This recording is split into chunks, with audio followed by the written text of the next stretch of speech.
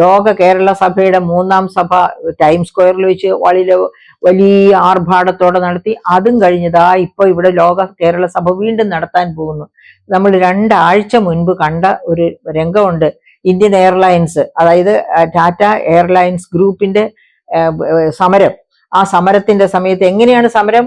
അത് ഒരു കാരണവശാലും ബദൽ സംവിധാനങ്ങൾ ഏർപ്പെടുത്തരുത് എന്ന കുബുദ്ധിയോടുകൂടി, ദുഷ്ടബുദ്ധിയോടുകൂടി എന്ന് പറയുക നല്ലത്, കുബുദ്ധി എന്ന് പറയുന്നതിനേക്കാളും. അവിടെ സമരം ചെയ്യാൻ വന്നവര് സിക്ക് ലീവ് എടുത്താണ് സമരത്തിലേക്ക് ഇറങ്ങിയത്. അപ്പൊ സിക്ക് ലീവ് ആകുമ്പോൾ ഇന്ന് കൊണ്ടേ കൊടുത്തു, ലീവ് പ്രഖ്യാപിച്ചു. അപ്പൊ അങ്ങനെയാവുമ്പോൾ ഒരു ബദൽ സംവിധാനം അങ്ങനെ അതുകൊണ്ട് തന്നെ തൊഴിൽ നഷ്ടപ്പെട്ടവര്, അതായത് ഗൾഫ് കൺട്രീസിലൊക്കെ പോയി തൊഴിൽ സ്വീകരിക്കേണ്ടിയിരുന്നവര്, ലാസ്റ്റ് ഡേയിൽ എത്തേണ്ടിയിരുന്നവര്, അങ്ങനെയൊക്കെ ഉള്ളവരുടെ കാര്യമൊക്കെ പോട്ടെ, അവർ ഇനിയും ജീവിക്കുമെന്ന് വിചാരിക്കാം. ആൻജിയോപ്ലാസ്റ്റി കഴിഞ്ഞ് എൻ്റെ ഭർത്താവ് ഗൾഫിൽ ഒരു ഒറ്റയ്ക്ക് കഴിയുന്നു. അദ്ദേഹത്തിന് അത്യാവശ്യമായിട്ട് പോയി അദ്ദേഹത്തിന് ഒരു സേവനം ചെയ്യണം, കാണണം, ആശ്വസിപ്പിക്കണം എന്നൊക്കെ പറഞ്ഞ് നിലവിളിച്ച ഒരു പെൺകുട്ടി എന്ന് വെച്ചാൽ 10-30 വയസ്സുള്ള ഒരു പെൺകുട്ടി. ആ പെൺകുട്ടിയുടെ കരച്ചിൽ കേട്ട് ഒരു സീറ്റ് ആ കുട്ടിക്ക് മാത്രമായിട്ട് കരുതി കൊടുക്കാൻ ഈ ലോക കേരള സഭയിലെ ഇവരെവിടെയായിരുന്നു? ഓക്കെ, അതും മറന്നു പോട്ടെ. ലോക കേരള സഭ 2ാം വട്ടവും കഴിഞ്ഞതിന് ശേഷം, അല്ലെങ്കിൽ 1ാം വട്ടം കഴിഞ്ഞതിന് ശേഷമല്ലേ 2018 പ്രളയം വന്നത്, 2019 പ്രളയം വന്നത്? എന്തോ ഒരു ഭീകരമായ അവസ്ഥയായിരുന്നു 2018 പ്രളയവും കൊണ്ടുവന്നത്. ആ പ്രളയത്തിന്റെ കാലത്തോ പ്രളയത്തിന് ശേഷമോ ഈ ലോക കേരള സഭയുടെ എന്തെങ്കിലും ഒരു സഹായം പ്രളയ വിക്ടിംസ് ആയ മലയാളികൾക്കോ, അല്ലെങ്കിൽ അതായത് ഈ തിരിച്ചു വന്ന മലയാളികൾക്ക് ചെയ്തു കൊടുത്താൽ മതിയായിരുന്നു. നമുക്കറിയാം, ഏറ്റവും കൂടുതൽ കുമ്പനാട് അതുപോലെ അങ്ങനെയുള്ള ഭാഗങ്ങളിലൊക്കെ തിരിച്ചു വന്ന പ്രവാസികൾ ധാരാളം ഉണ്ട്. ചെങ്ങന്നൂർ, കുട്ടനാടൻ മേഖലകളിലൊക്കെ. അവർക്ക് വേണ്ടി എന്താണ് ലോക കേരള സഭ ചെയ്തത്? ഇങ്ങനെയൊക്കെ ആലോചിക്കുമ്പോഴാണ് ഞാൻ പറഞ്ഞു പോകുന്നത്, ഇത് സാധാരണക്കാരായ പ്രവാസി മലയാളികൾക്ക് വേണ്ടിയുള്ള ഒരു സഭയല്ല, സമ്പന്നർക്ക് വേണ്ടിയുള്ള ഒരു സഭയാണ്. അവർക്ക് ഒത്തുചേരുവാനും ഉല്ലസിക്കുവാനുമുള്ള ഒരു സഭയാണ്. അതുകൊണ്ട് തന്നെ സാധാരണക്കാരായ മലയാളികൾ ഈ ലോക കേരള സഭയെ തള്ളിപ്പറയും. അങ്ങനെ തള്ളിപ്പറയുന്നവരുടെ കൂട്ടത്തിൽ തന്നെയാണ് ഞാനും. കാരണം അതായത് ഇപ്പൊ തന്നെ ഒരു വളരെ പ്രധാനപ്പെട്ട പ്രശ്നം, 6 മാസത്തെ കുടിശ്ശിക കിടക്കുവാണ് സാമൂഹ്യ സുരക്ഷാ പെൻഷൻ. അപ്പൊ ഈ സാമൂഹ്യ സുരക്ഷാ പെൻഷൻ കിട്ടാതെ ജീവൻ മരണ പോരാട്ടം നടത്തുന്ന പാവപ്പെട്ടവരുണ്ടെന്ന് പറയുമ്പോൾ തന്നെ അതിലെ ഒരു പാകപ്പഴയും ഞാൻ ചൂണ്ടിക്കാണിക്കാൻ ആഗ്രഹിക്കുകയാണ്. ഒരു ഇൻകം ടാക്സ് ഓഫീസറും GST കൺസൾട്ടന്റും ഒക്കെ ആയ പത്മകുമാർ ഫ്രം കോട്ടയം, അദ്ദേഹം എന്നെ വിളിച്ച്, അദ്ദേഹം ഒരു പൊതുപ്രവർത്തകൻ കൂടിയാണ്. അദ്ദേഹം പറയാറുണ്ട്, കോൺഗ്രസ് ഗവൺമെന്റിന്റെ കാലത്ത് 42 ലക്ഷം പേർക്കാണ് സാമൂഹ്യ സുരക്ഷാ പെൻഷൻ കൊടുത്തിരുന്നത്. അത് 58 ലക്ഷമാക്കി വർദ്ധിപ്പിച്ചു.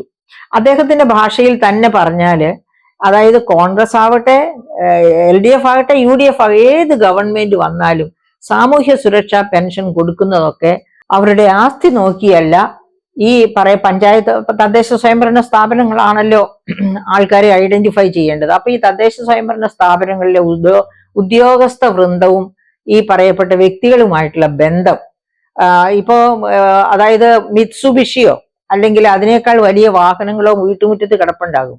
മക്കളൊക്കെ അമേരിക്കയിലായിരിക്കും. എന്നാൽ പോലും അവർക്കും സാമൂഹ്യ സുരക്ഷാ പെൻഷൻ കൊണ്ടുപോയി കൊടുക്കും, ഇവർക്ക് വേണ്ടപ്പെട്ടവരാണെങ്കിൽ. ഈ തരത്തിൽ അനർഹരായ ഒരുപാട് പേര് ഈ സാമൂഹ്യ സുരക്ഷാ പെൻഷൻ വലയിൽ കടന്നുകൂടിയിട്ടുണ്ട്, UDFന്റെ കാലത്തും LDFന്റെ കാലത്തും എന്ന് അദ്ദേഹം ഉറപ്പിച്ചു പറയുന്നു. അദ്ദേഹം പറയുന്നത്, ഇത് ഒന്ന് അരിച്ച് എടുക്കുക, അതായത് അർഹതയുള്ളവരാര് അർഹതയില്ലാത്തവരാര് എന്ന് കണ്ടെത്തി അർഹതയുള്ളവരിലേക്ക് മാത്രം സാമൂഹ്യ സുരക്ഷാ പെൻഷൻ ചുരുക്കുക. ഞാൻ എന്തിനാണ് ഇത്ര ഊന്നി പറയുന്നത് എന്നല്ലേ, ലോക കേരള സഭയ്ക്ക് വേണ്ടി ഇത്ര അധ്വാനം ചെയ്യുന്ന ഗവൺമെന്റ് ഓർക്കുക, കേരളം കടുത്ത ധനപ്രതിസന്ധിയിലാണ്.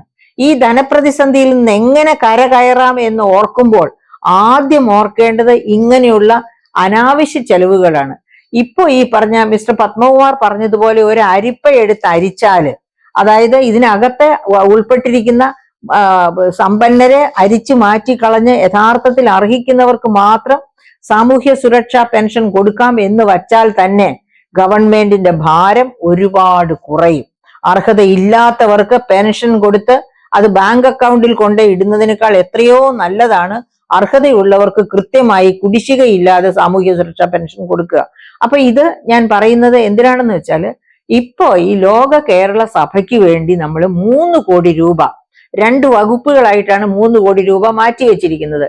അപ്പൊ ഈ 2 വകുപ്പുകൾ ചേർന്ന് 3 കോടി, അതിലെ 50 ലക്ഷം രൂപ സാംസ്കാരിക പറയുക മഹത്വം ലോകത്തിന് മുൻപിൽ നമ്മുടെ ലോക പ്രവാസികളുടെ കേരള പ്രവാസികളുടെ മുൻപിലും ഒക്കെ അവതരിപ്പിക്കാൻ വേണ്ടി, സാംസ്കാരിക പരിപാടികൾക്ക് സംഘടിപ്പിക്കാനും ഒക്കെ വേണ്ടിയാണ് 50 ലക്ഷം രൂപ. ഇനിയും ഒരു കോടി രൂപ മാറ്റിവെച്ചിരിക്കുന്നത് ഈ ലോക കേരള സഭയിൽ പങ്കെടുക്കാൻ വരുന്നവരുടെ പ്ലെയിൻ ഫെയർ, ആഹാരം, താമസം തുടങ്ങിയ ആവശ്യങ്ങൾക്ക് വേണ്ടിയാണ്. ഇനി വേറൊരു 50 ലക്ഷം മാറ്റിവെച്ചിരിക്കുന്നത് ആ സെക്രട്ടേറിയറ്റ്, അതായത് ലോക കേരള സഭയുടെ സെക്രട്ടേറിയറ്റ്.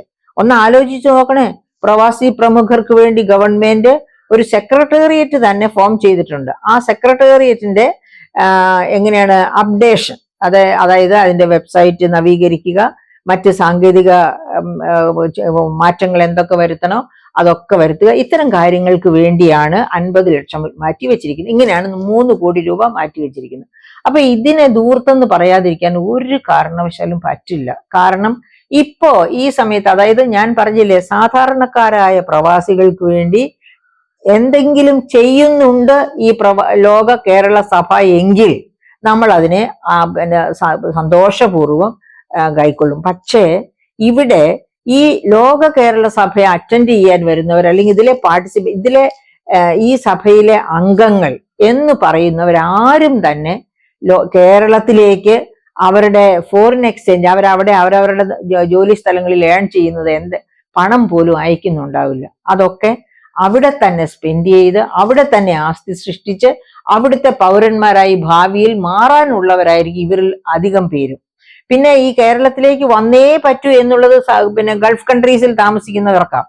അവർക്ക് അവിടെ സിറ്റിസൺഷിപ്പ് ഇതുവരെയും ഓഫർ ചെയ്യുന്നില്ല, എല്ലാ സ്ഥലങ്ങളും ഒന്നും ഓഫർ ചെയ്യുന്നില്ല. അപ്പൊ അങ്ങനെ വരുമ്പോൾ അവർക്ക് തിരിച്ചു വന്നേ പറ്റൂ എന്ന കാരണം കൊണ്ടാണ് അവർ ഏൺ ചെയ്യുന്നതിന്റെ 95% അവർ ഇങ്ങോട്ട് അയക്കുന്നത്. മറിച്ച് നമ്മൾ ഈ ലോക കേരള സഭയിൽ കാണാൻ പോകുന്ന പ്രമുഖർ എന്താ ചെയ്യുക, അവരവരുടെ പ്രദേശങ്ങളിൽ പ്രമുഖരാണ്. അവിടെയും അവര് വേണ്ടത്ര തരത്തില് അംഗീകരിക്കപ്പെടുന്നവരാണ്. അതുകൊണ്ട് തന്നെ അവര് അത്തരം രാജ്യങ്ങളിൽ തന്നെ മെമ്പർഷിപ്പ് എടുക്കാനും ഒക്കെ സാധ്യത. ഇനി അതല്ല അവർ തിരിച്ചു വരുന്നു എന്ന് വെച്ചോളൂ, അവരല്ല പ്രശ്നബാധിതര് അല്ലാത്ത സാധാരണക്കാരായ പ്രവാസികളാണ്. അപ്പൊ അവർക്ക് വേണ്ടി ഇവര് നിർദ്ദേശങ്ങൾ വെക്കുമോ? ഈ പറയപ്പെട്ട പ്രമുഖരായ പ്രവാസികളുടെ തൊഴിലിടങ്ങളിൽ തൊഴിൽ ചെയ്യുന്നവരായിരിക്കാം ഞാൻ നേരത്തെ സൂചിപ്പിച്ച സാധാരണക്കാരായ ജീവനോപാധി തേടി പോയവര്. അപ്പൊ അവരുടെ അഭ്യുന്നതിക്ക് വേണ്ടി ഇവരെന്തൊക്കെ നിർദ്ദേശങ്ങൾ മുമ്പോട്ട് വയ്ക്കും? ഇവരെന്ത് നിർദ്ദേശം മുമ്പോട്ട് വെച്ചാലും അത് ഇവരുടെ തന്നെ ലാഭത്തിൽ തുള വീഴ്ത്തുന്നതായിരിക്കും. അപ്പൊ അങ്ങനെയുള്ള നിർദ്ദേശങ്ങൾ മുമ്പോട്ട് വെക്കാൻ വൈമുഖ്യം കാണിക്കും. നിർദ്ദേശങ്ങൾ മുമ്പോട്ട് വെച്ചാൽ തന്നെ അത് നടപ്പിലാക്കുന്നതിന് ഒരു പക്ഷേ അത്ര കഠിന ശ്രമം നടത്തിയില്ല എന്നും വരാം. അപ്പൊ ഇങ്ങനെയൊക്കെയുള്ള കാരണങ്ങൾ വെച്ചിട്ടാണ് ഈ ലോക കേരള സഭ ഈ കേരളം ഇത്ര കടുത്ത ധനപ്രതിസന്ധിയിലിരിക്കെ, ഇപ്പൊ നമുക്ക് ഒരു പ്രതിസന്ധി ഒന്നുമില്ല. നമ്മൾ വളരെ കർണാടകം പോലെ, തമിഴ്നാട് പോലെയൊക്കെ, കേരളത്തിനും തമിഴ്നാടിനും കർണാടകത്തിനും ഒന്നും ധനപ്രതിസന്ധി ഇല്ല. അങ്ങനെയുള്ള ഒരവസ്ഥയിലാണ് കേരളം എന്നുണ്ടെങ്കിൽ തീർച്ചയായിട്ടും ഇതുപോലെയുള്ള ലോക കേരള സഭയൊക്കെ നമ്മുടെ തൊപ്പിയിലെ ഒരു തൂവൽ കൂടി എന്ന രീതിയിൽ നമുക്ക് എടുത്തണിയാവുന്നതേ ഉള്ളൂ. പക്ഷേ കേരളം അങ്ങനെയല്ല. കേരളം കടുത്ത ധനപ്രതിസന്ധിയിലാണ്. ഇപ്പൊ തന്നെ നമുക്കറിയാം, പെൻഷൻ ആകാൻ പോകുന്ന 24,000 പേര്, അതിനു വേണ്ടി തന്നെ 8,000 കോടിയോളം വേണം അവരുടെ കാര്യങ്ങളൊക്കെ അവർക്ക് കൊടുത്ത് അയക്കാനായിട്ട്. അതിനെന്ത് ചെയ്യുമെന്ന് ഗവൺമെന്റ് ഓർക്കുന്നു. കേന്ദ്ര ഗവൺമെന്റ് ആണെങ്കിൽ കടമെടുക്കാൻ 37,512 കോടി രൂപ കടം എടുക്കാമെന്ന് പറഞ്ഞു. പക്ഷെ അത് ഡിസംബറിന് മുൻപ് എത്ര എടുക്കാം എന്നൊക്കെയുള്ള അത് വീതം വയ്ക്കൽ നടന്നിട്ടില്ല. അപ്പൊ അത് കാരണം അങ്ങനെയുള്ള എല്ലാ അനിശ്ചിതത്വവും കേരള ഗവൺമെന്റിന്റെ തലയ്ക്കുമീതെ, ധനവകുപ്പിന്റെ തലയ്ക്കുമീതെ തൂങ്ങി നിൽക്കുകയാണ്. ഒരുപാട് വാളുകളാണ് ഡെമസ്തീനസിന്റെ സോഡ് പോലെ ധനവകുപ്പിന് മുകളില് തൂങ്ങി നിൽക്കുന്നത്. അത്തരം ഒരു സാഹചര്യത്തില് ഈ 3 കോടി രൂപ എന്ന് പറഞ്ഞാൽ അല്ലെങ്കിൽ 30 കോടിയുടെയോ 300 കോടിയുടെയോ വിലയുള്ളതാണ്. അതുകൊണ്ട് തന്നെയാണ് ലോക കേരള സഭ ഇപ്പോ അസ്ഥാനസ്ഥമായത്. എന്തോ അതാണ് അസുന്ദരം എന്നൊരു ചൊല്ലുണ്ടല്ലോ. അതുകൊണ്ട് ഇത്ര കടുത്ത ധനപ്രതിസന്ധിയിൽ ഇരിക്കെ കേരളത്തിൽ വെച്ച് വീണ്ടും ഒരു ലോക കേരള സഭ നടത്തുന്നത് അസ്ഥാനത്താണ്, അസുന്ദരമാണ്.